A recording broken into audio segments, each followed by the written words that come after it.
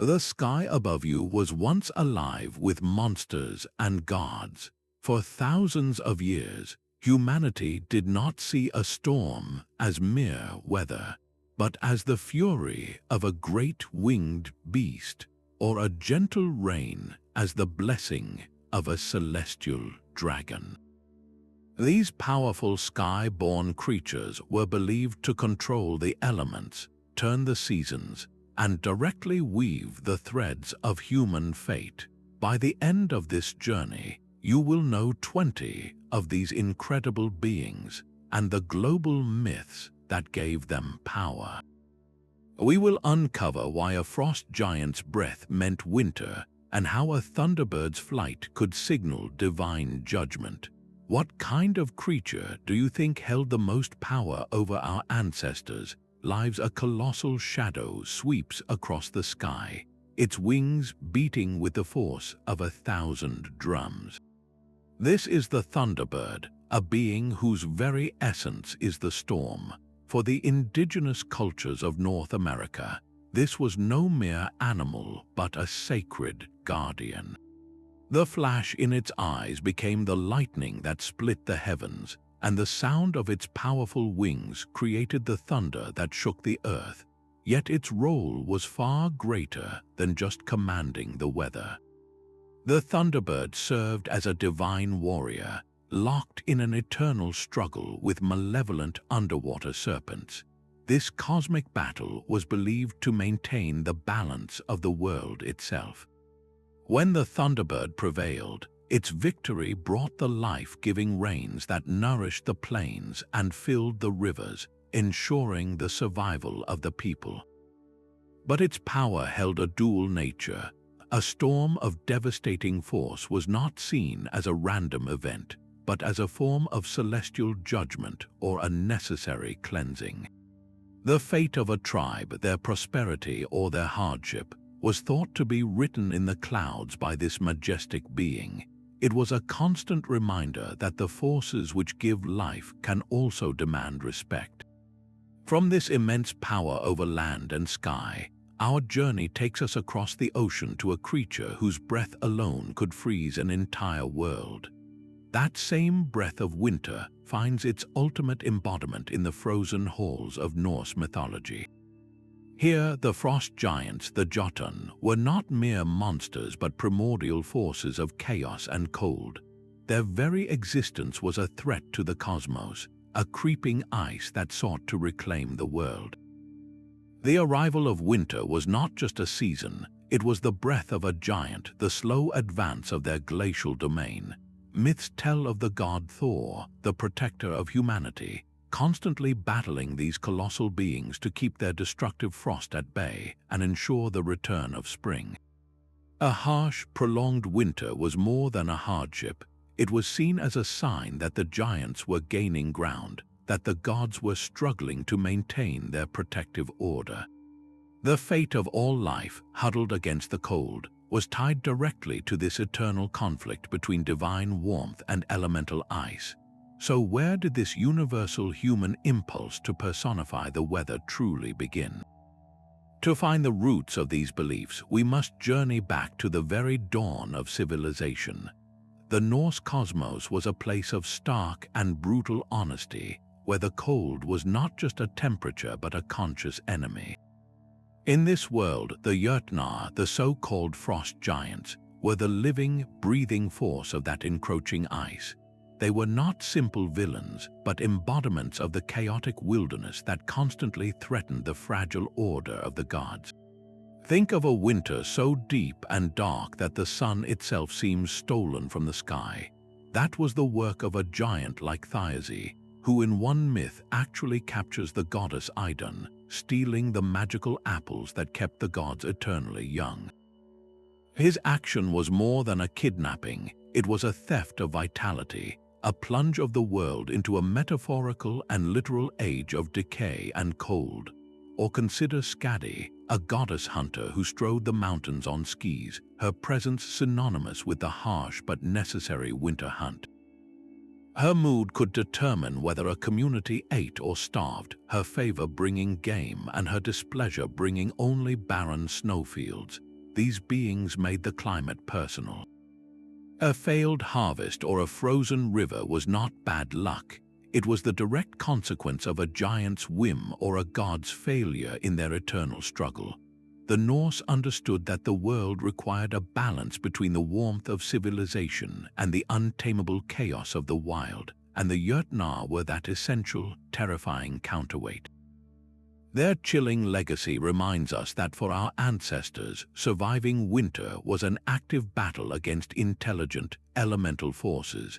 From this realm of elemental cold and stark conflict, we find a startling contrast in the graceful, unpredictable form of a Greek messenger. While the Norse faced the biting breath of giants, the ancient Greeks charted the changing year through the temperaments of four brothers. These were the Anemoi, the wind gods, and each breeze that swept across the Mediterranean carried a distinct divine personality. From the north came Boreas, a figure of icy breath and a beard frosted with winter.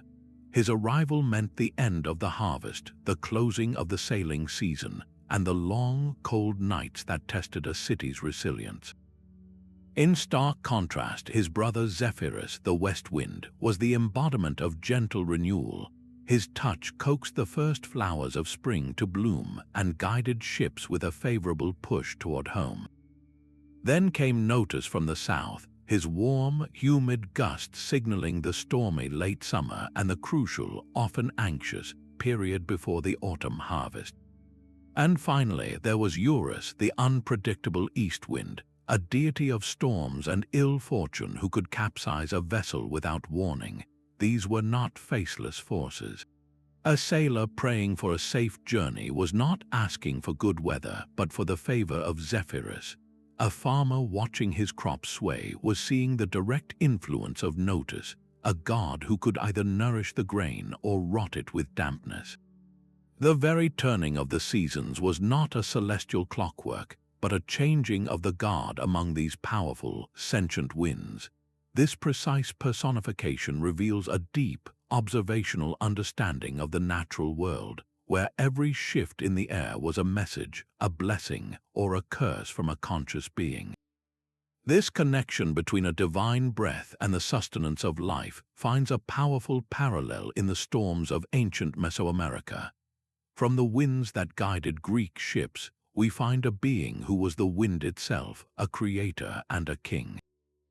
In the highlands of ancient Mesoamerica, the feathered serpent, Quetzalcoatl, moved across the land and sky not as a destructive force, but as a divine architect of civilization. His very form was a paradox of earth and sky, a serpent adorned with the brilliant green feathers of the Quetzal bird, symbolizing his dominion over both the terrestrial and the celestial. As the god of wind, his breath was not a random gale but a purposeful, sweeping force. He was said to clear the path through the clouds for the rain gods like Tlaloc, preparing the heavens for the life-giving storms that watered the maize fields of the Aztec Empire. Without his gentle, preparatory breeze, the vital rains might never arrive, but his influence stretched far beyond the weather. As the morning star, the planet Venus, he was intimately tied to the dawn, heralding the daily victory of the sun over the darkness and symbolizing eternal rebirth. This connection to cycles made him a foundational cultural hero. Myths tell that he journeyed to the underworld to retrieve the bones of a previous age, using his own blood to give life to humanity. He was credited with gifting people with agriculture, the calendar, and the very arts of civilization, directly weaving the fabric of human fate away from mere survival and toward culture and knowledge.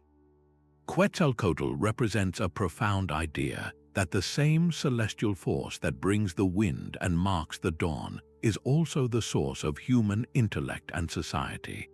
This vision of a benevolent, civilizing sky power finds a fascinating and contrasting echo in the tempestuous nature of a dragon from the islands of Japan. The sky over Japan could be torn asunder by two brothers whose very nature was storm. On one side stood Raijin, a demonic-looking god whose muscular form was often encircled by a ring of drums. The crack of thunder that made the ground tremble was not a random sound of nature. It was the deliberate, percussive beat of his war drums, a declaration of power from the heavens.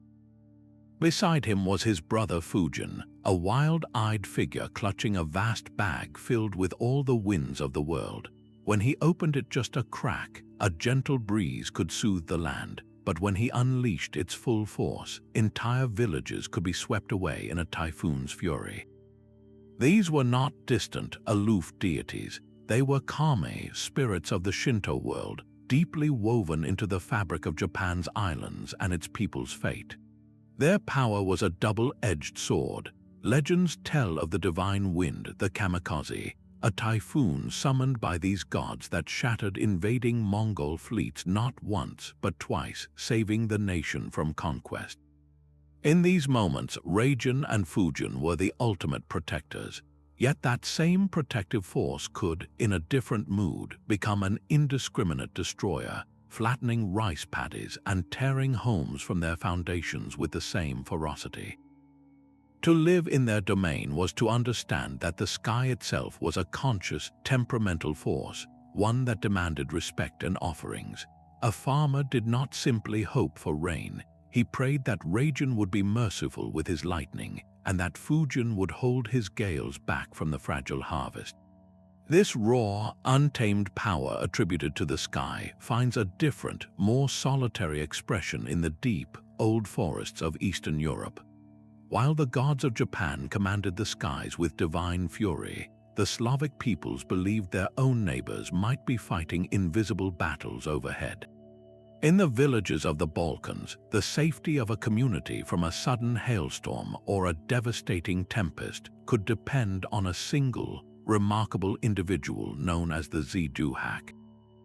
This was not a distant god, but a person born with a unique and powerful soul, a human being who served as a living shield against the elements.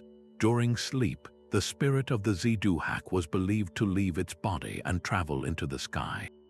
There, high above the sleeping world, it would engage in fierce, spectral combat with the spirits of Zduhasai from rival villages. These battles were not for personal glory, but for the protection of home and harvest. The clashing of these ethereal warriors in the clouds was said to manifest as the thunder and lightning of a storm, their struggle directly dictating whether a village would be blessed with gentle rain or shattered by destructive hail. The fate of an entire community, its food supply and its very survival, rested on the spiritual strength of its chosen protector. This belief beautifully blurs the line between the human and the supernatural, suggesting that the power to influence the heavens was not reserved for gods alone, but could reside within a gifted person. It is a profound testament to the idea that humanity could actively, though secretly, engage with the forces that shaped its world. This concept of a human spirit intertwined with the atmosphere finds a very different expression in a being who is the atmosphere itself, a living embodiment of the weather from the heart of Australia. The life-giving power of rain and river finds its ultimate creator in the vast, ancient landscape of Australia. Here, the rainbow serpent, known by many names across Aboriginal cultures, is the foundational being of the Dreamtime, the epoch of creation. In the beginning, the earth was a flat, barren plain. Then the rainbow serpent awoke. As this colossal, snake-like being stirred from its slumber, it pushed up from beneath the earth, its massive body heaving to form mountains and ridges. It then traveled across the continent, and everywhere it moved, its powerful coils carved deep gorges and winding riverbeds into the land.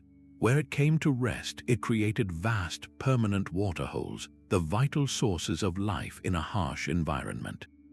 This was not a single event lost to time, but a continuous presence.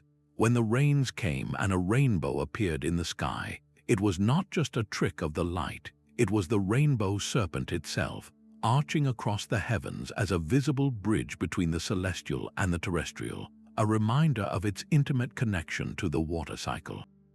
Its mood was the weather, a gentle, nurturing serpent brought the soaking rains that filled the rivers and sustained all plants, animals, and people. But if its sacred sites were disrespected or its laws broken, its anger could manifest in torrential downpours and devastating floods that reshaped the land once more.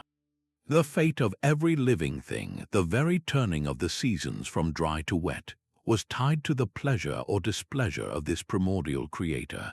The rainbow serpent story teaches that the land, the water, and the sky are not separate realms, but a single, interconnected system of life, watched over by a powerful and temperamental guardian.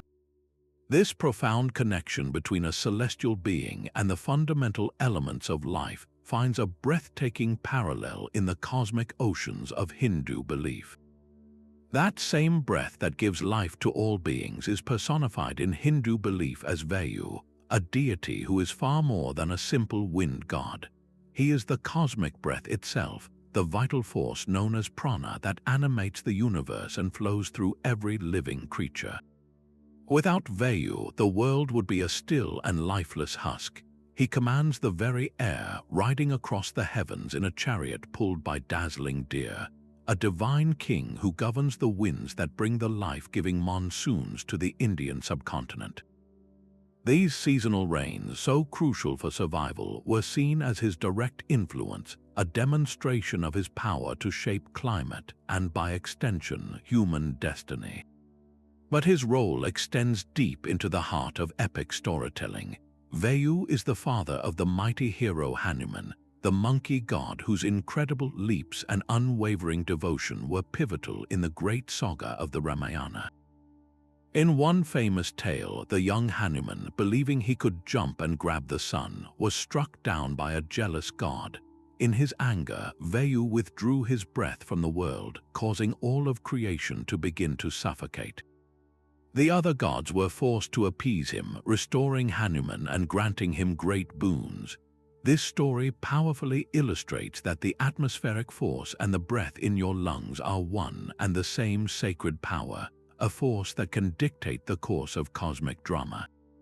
Vayu embodies a profound philosophical truth that the wind is not just moving air, but the invisible thread connecting the weather, our bodies, and the grand narratives of fate. This vision of a sky god as a foundational life force finds a powerful, if more tempestuous, counterpart in the myths of the ancient Celts. The roar of thunder over the Celtic world had a name, and it was Tyrannes. His very name echoes the sound of the sky splitting apart, a direct linguistic link to the thunder that announced his presence. He was the ultimate sky father, a figure of immense power often shown holding a mighty wheel. This was no ordinary wheel, but a profound symbol of the sun and the endless turning of the cosmic cycle, connecting his rule over the heavens to the very rhythm of the seasons.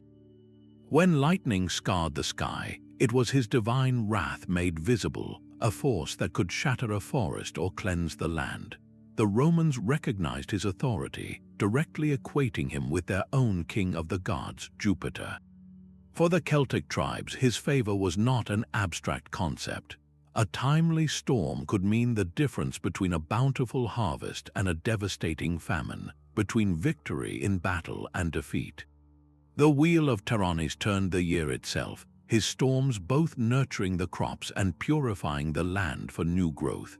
His power was the ultimate arbiter of fate, a constant reminder that the sky held the power of both life and judgment.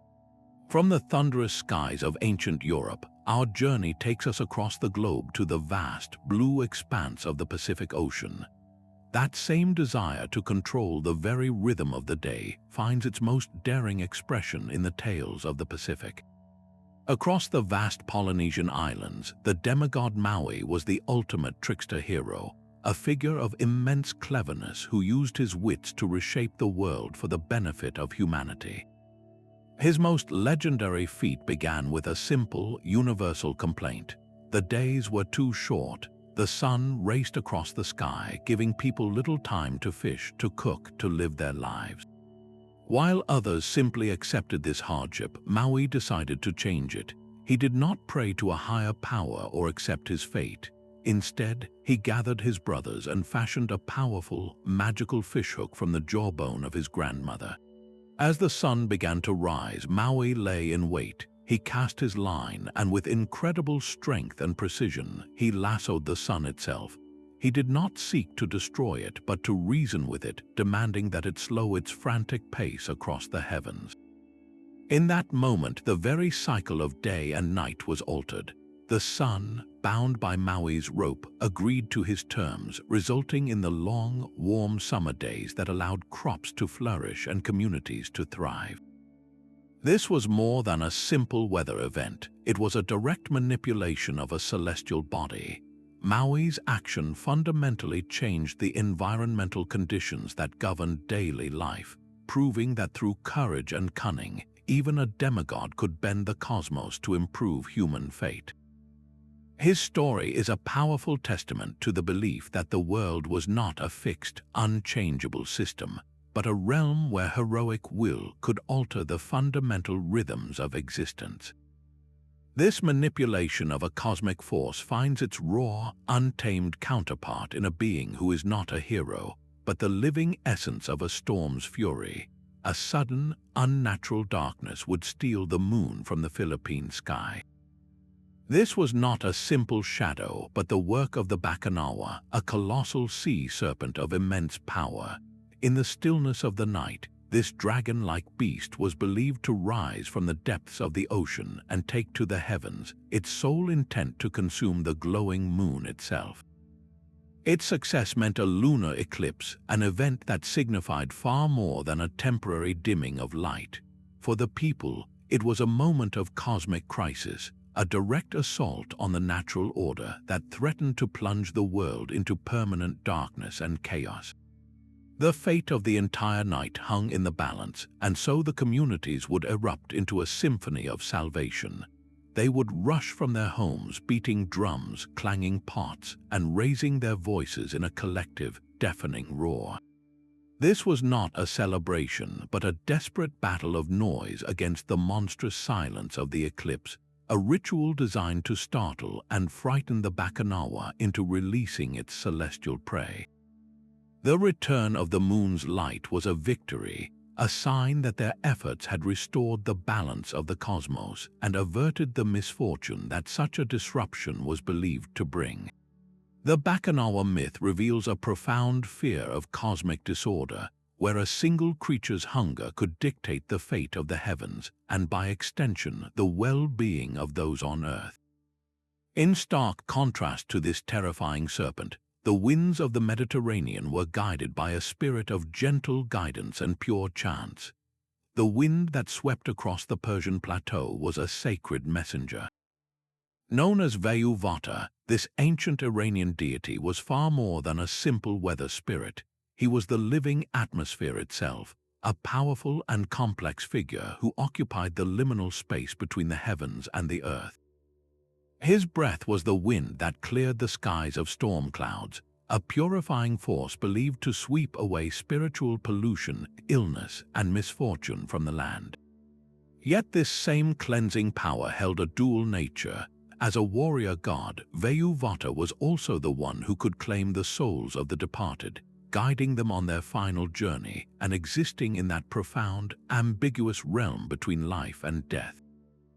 His influence connected the physical weather with the ultimate fate of every individual, making the very air you breathe a spiritual intermediary. A gentle breeze could be a blessing, a sign of his purifying presence, while a sudden, violent gale might signal his more formidable role as a psychopomp, a guide for souls. This intricate belief system beautifully illustrates how our ancestors saw no separation between the meteorological and the metaphysical. The wind was not just moving air, it was the breath of the world, intimately linked to the breath of life and the final sigh of its passing. This powerful concept of a storm deity as a purifier of both land and spirit finds a dramatic echo in the thunderous voice of a god from the high Andes. The voice of Ilapa was a sound that shook the very foundations of the Andes, For the Inca, the crack of thunder was not a random noise, but the strike of his celestial club against the vault of the sky. The sudden, brilliant flash of lightning was the stone flung from his mighty sling, and the life-giving rain that fell upon their terraced mountainsides was water poured from the starry river of the Milky Way, which he kept in a heavenly container. In an empire stretched across one of the world's most challenging environments, Illapa was not a distant myth, he was the ultimate arbiter of life and death. The success of the potato and maize harvests, the very sustenance of millions of people, and the massive Inca army depended entirely on his timely benevolence. A season of perfect, gentle rains meant imperial prosperity, the storehouses filled to overflowing, but the god's anger was equally tangible. A withheld storm meant drought and famine, while his fury could manifest as devastating hailstorms that flattened entire fields in minutes. To appease him, the Inca performed elaborate ceremonies, sometimes offering precious llamas or even, in times of extreme crisis, more significant sacrifices, all in a desperate attempt to influence the weather and secure their collective fate. Illapa's power was absolute because it was so directly tied to survival, his divine tools a perfect, literal explanation for the forces that govern their world. From the high peaks where a god controlled the water of the heavens, we find a different kind of sky power in the dense forests of West Africa, where a single, revered spirit could command the rain itself. The crack of lightning over West Africa was the judgment of a king. Shango, the legendary fourth ruler of the Oyo Empire, was a leader of such immense and fiery power that after his reign his people deified him, transforming the mortal king into an immortal god of thunder, lightning, and fire.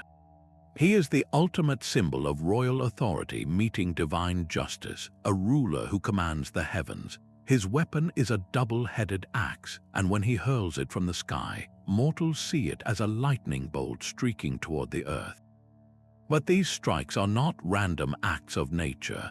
In Yoruba belief, Shango's lightning is a precise instrument of moral retribution, seeking out liars, oath-breakers, and those who commit evil deeds in secret.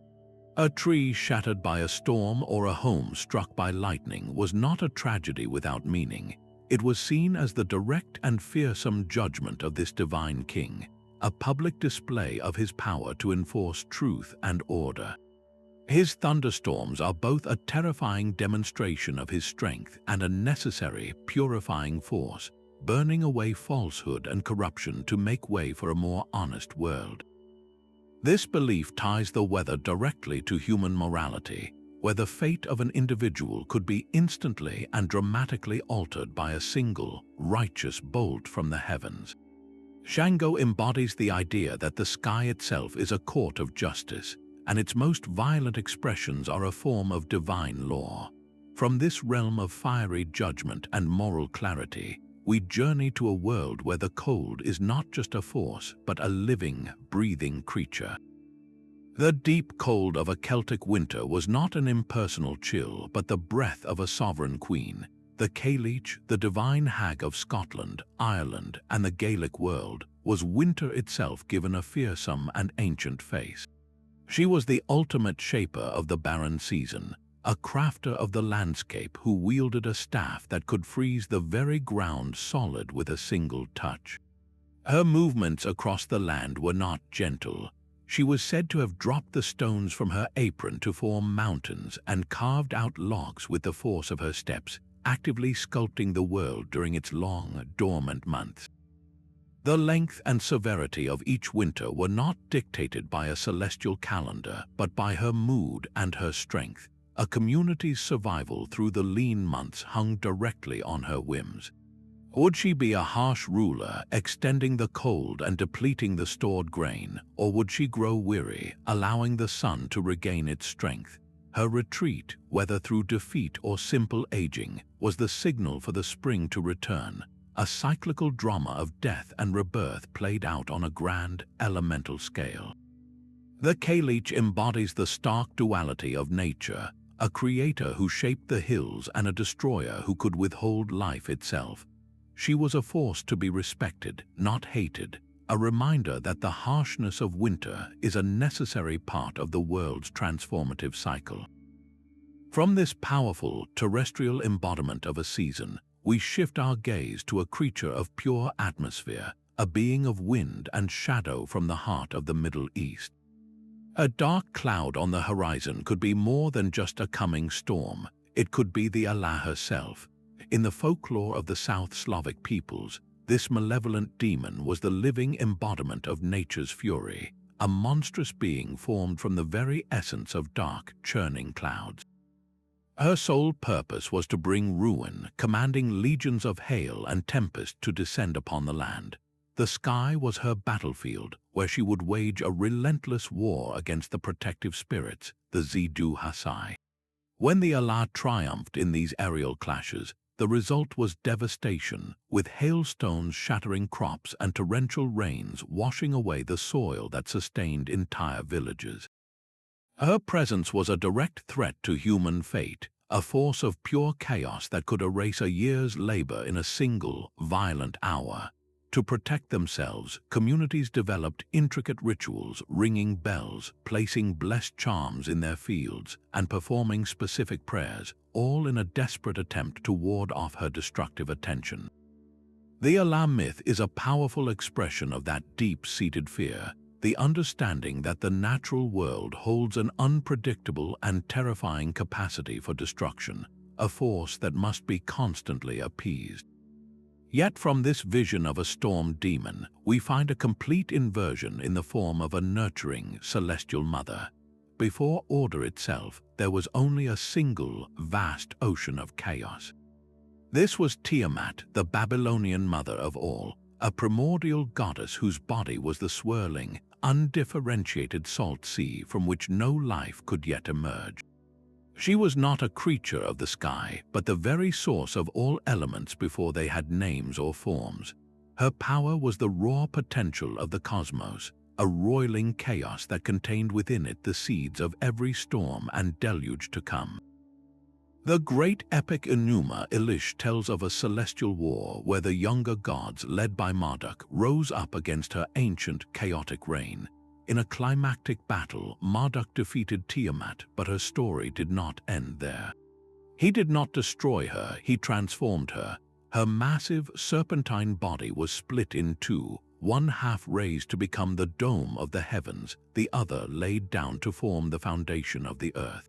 This means the sky above and the ground below are not merely empty spaces, but are made from the physical substance of a divine being. Every rumble of thunder is an echo within her form, every falling raindrop a release of her primordial essence. Tiamat is the ultimate origin, the cosmic source from which all natural forces, including the weather itself, first flowed. Her myth teaches that our ordered world was born from a necessary struggle against chaos, a chaos that still resides in the very fabric of reality. This vision of a world created from a primordial sea finds a strikingly different, yet equally profound, origin story along the banks of the Nile. The very air you breathe was a god holding up the world.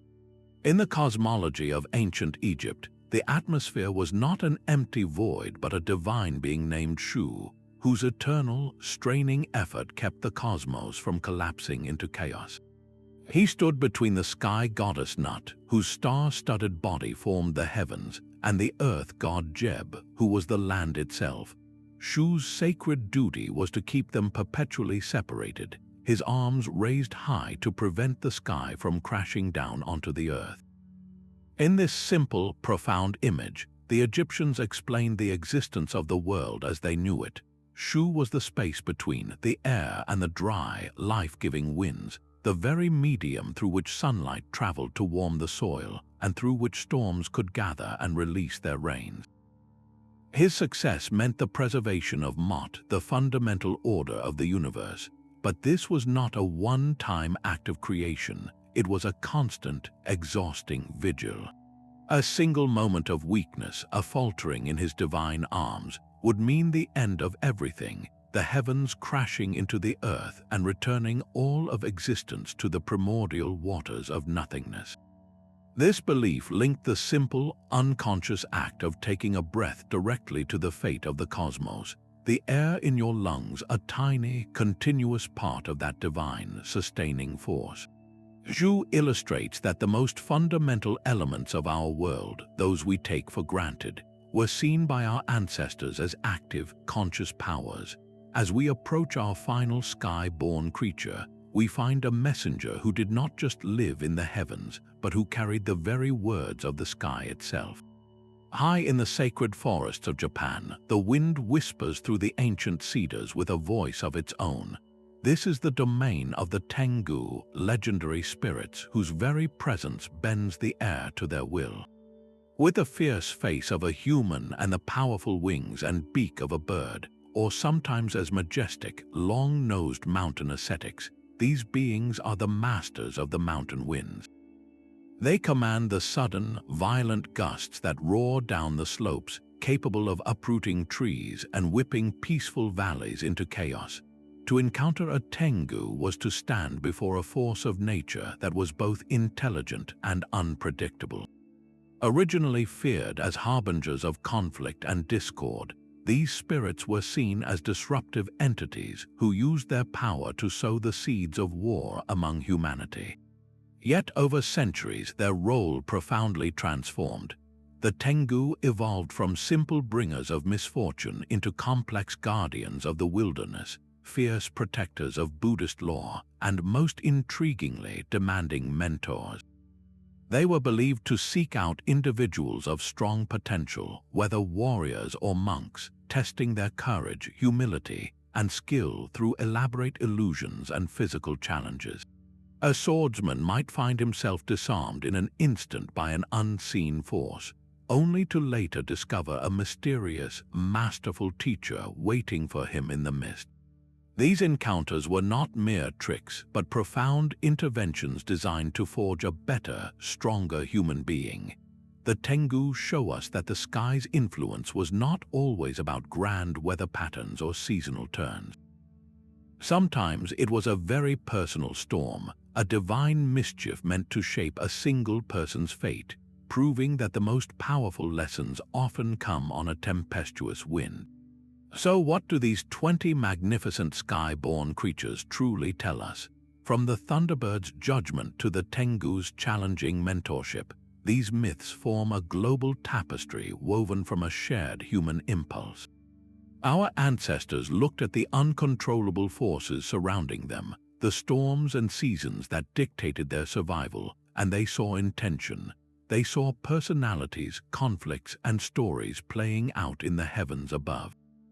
This was not primitive fantasy, but a profound way of relating to a mysterious and often dangerous world. It was a system of meaning that transformed random meteorological events into narratives of divine justice, like Shango's lightning, or into lessons in resilience, like those taught by the Ziduhak. These beings gave people a framework to understand their place in the cosmos, a way to plead for rain, to explain a harsh winter, or to find courage in a thunderclap. They connected the fate of a community and the fate of every individual directly to the drama of the skies, while our modern world explains these phenomena with the precise language of science. The underlying human questions remain. We still feel a sense of awe in the heart of a storm, and we still search for meaning in the patterns of nature. These ancient spirits remind us that our relationship with the world was once, and perhaps in some ways still is, a conversation. And the sky, in all its terrifying beauty, was always speaking. These 20 magnificent sky-born creatures form a global tapestry woven from a shared human impulse. Our ancestors looked at the uncontrollable forces surrounding them, the storms and seasons that dictated their survival, and they saw intention. They saw personalities, conflicts, and stories playing out in the heavens above.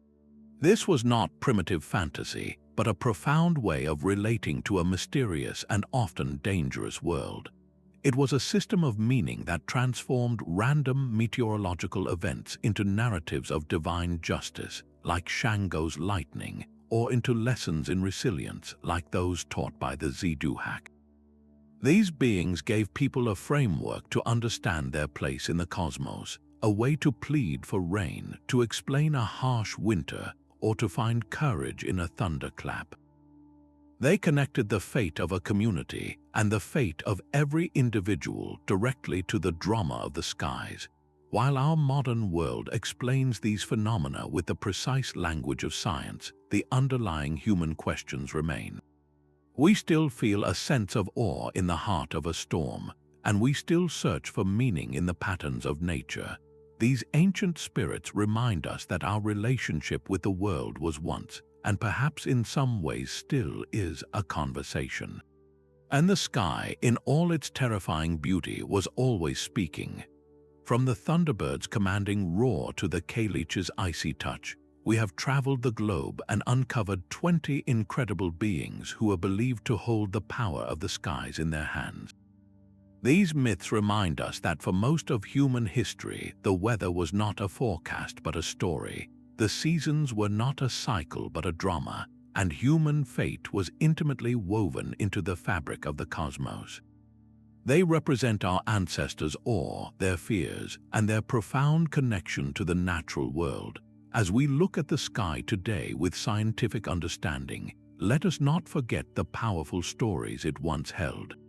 If these legends of weather and fate captivated you, share your favorite sky-born creature in the comments below, and subscribe for more journeys into the heart of historical mysteries and mythology.